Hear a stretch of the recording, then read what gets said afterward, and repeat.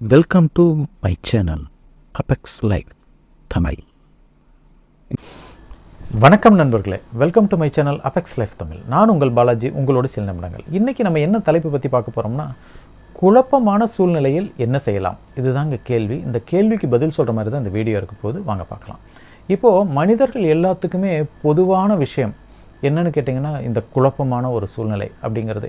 இந்த குழப்பமான சூழ்நிலையை தாண்டி வராதவங்க யாருமே இருந்திருக்க முடியாது. இதை தாண்டி வந்தால் தான் உங்களுக்கு ஒரு தெளிவான ஒரு சூழலில் தான் உங்களுடைய வெற்றி வாய்ப்புகள் எல்லாமே அடங்கியிருக்கு அப்படின்னு சொல்ல முடியும். பல நல்ல விஷயங்களுக்கு முன்னாடி சில குழப்பங்கள் நிகழ்கிறதுக்கு வாய்ப்பு இருக்குது. அது வாய்ப்பு இருக்குதுன்றதை விட அதை நம்ம எதிர்பார்க்கணும். ஏன்னா குழப்பங்கள் இல்லாத ஒரு நல்ல விஷயங்கள் எப்பவுமே இந்த உலகத்தில் சாத்தியமே கிடையாது. நீங்கள் எந்த ஒரு நல்ல விஷயம் நீங்கள் செய்கிறதா இருந்தாலும் சரி, என்ன ஒரு முன்னேற்றமான ஒரு விஷயத்தை நீங்கள் ஈடுபடுறதா இருந்தாலும் சரி, அதில் ஒரு 4 பேர் 4 விதமான கருத்துக்கள் சொல்லி உங்களை குழப்பத்தான் செய்வாங்க. உங்களுக்கே ஒரு 2 விதமான கருத்துக்கள் இருக்கலாம். அந்த விஷயத்தை நம்ம செய்யலாமா வேண்டாமான்னு, அந்த சூழலை தான் நம்ம குழப்பம்னு சொல்கிறோம். அந்த குழப்பமான சூழலில் நீங்கள் என்ன செய்யலாம் அப்படின்னு கேட்டிங்கன்னா, அமைதியாக இருக்கிறத நீங்கள் செய்யலாம். ரெண்டாவது, அந்த குழப்பம் தீர்றதுக்கு நீங்கள் கொஞ்சம் உங்களுக்கு நீங்களே ஒரு டைம் ஃபிக்ஸ் பண்ணிக்கணும். காலமும் பொறுமையும் உங்களுக்கு ரொம்ப கை கொடுக்கும் இந்த குழப்பமான சூழலில்.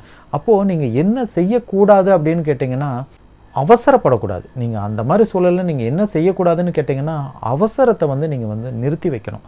இந்த அவசரமான ஒரு நேரத்தில், அதாவது மற்றவங்க ப்ரெஷர் பண்ணுறாங்க அப்படின்றதுக்காக உங்களுக்கு குழப்பமாக இருக்கிற நேரத்தில் நீங்கள் ஒரு முக்கிய முடிவுகளை நீங்கள் எடுக்கக்கூடாது.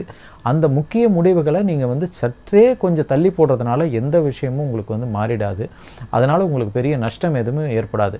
ஆனால் வாய்ப்புகள் கையை விட்டு போயிடும் அப்படின்ற ஒரு இக்கட்டான நிலைமை இருந்ததுன்னு வச்சுக்கோங்களேன், அந்த குழப்பங்களை நீங்கள் தீர்க்கிறதுக்கு முயற்சி பண்ணலாம்.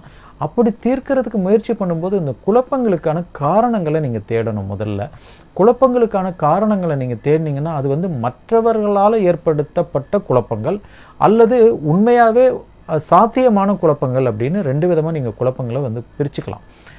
என்ன குழப்பங்கள்லேயே இவ்வளோ குழப்பம் இருக்குதா அப்படின்னு நீங்கள் கேட்டிங்கன்னா, நிச்சயமாக இருக்குது.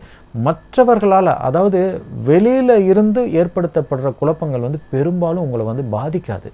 நீங்கள் அதை கடந்து போயிடலாம். ஆனால் உங்களுக்கே சந்தேகம் இருக்குது, இது நடக்குமா நடக்காதா அப்படின்னு ஒரு கேள்வி வருதுன்னு வச்சுங்களேன். அந்த நேரத்தில் நீங்கள் முடிவு எடுக்கிறது கொஞ்சம் தடுமாற்றமாக தான் இருக்கும். அந்த நேரத்தில் நீங்கள் ஒரு பெரிய முடிவு எடுக்க முடியாது, எடுக்கவும் கூடாது. உங்களுக்கு மனதில் ஒரு உறுதியான ஒரு நிலைப்பாட்டில் நீங்கள் இருக்கீங்கன்னா மட்டும்தான் ஒரு பெரிய செயலை செய்கிறதுக்கு, ஒரு முக்கியமான செயலை செய்கிறதுக்கு நீங்கள் முடிவெடுக்கணும். அந்த தெளிவான மனநிலை வர்றதுக்கு நீங்கள் நிறைய பயிற்சிகள் எடுக்கலாம். தொடர்ந்து நீங்கள் நல்ல விஷயங்களை பற்றி நீங்கள் கேட்கலாம். அதற்கு முன்னாடி அந்த விஷயங்களை செஞ்சுக்கிட்டு இருந்தவங்ககிட்ட, செஞ்சு முடித்தவங்ககிட்ட ஒரு அறிவுரையை நீங்கள் கேட்கலாம். அல்லது அவங்களுடைய அனுபவங்களை நீங்கள் கேட்டு தெரிஞ்சுக்கலாம். இந்த மற்றவங்களுடைய அனுபவங்களை நீங்கள் கேட்டு தெரிஞ்சுக்க ஆரம்பிச்சுக்கிட்டிங்கன்னா, அதன் மூலமாகவே உங்களுக்கு நிறைய குழப்பங்களை நீங்கள் தீர்த்துக்க முடியும். குழப்பங்கள்ன்றது தானாக ஏற்படுறது இல்லைங்க, நம்மளுடைய யோசனையினால் வர்றது தான். அதிகபட்ச யோசனையும் கூட நமக்கு பல நேரங்களில் குழப்பமான சூழலில் கொண்டு போய் நம்மளை நிறுத்திடும்.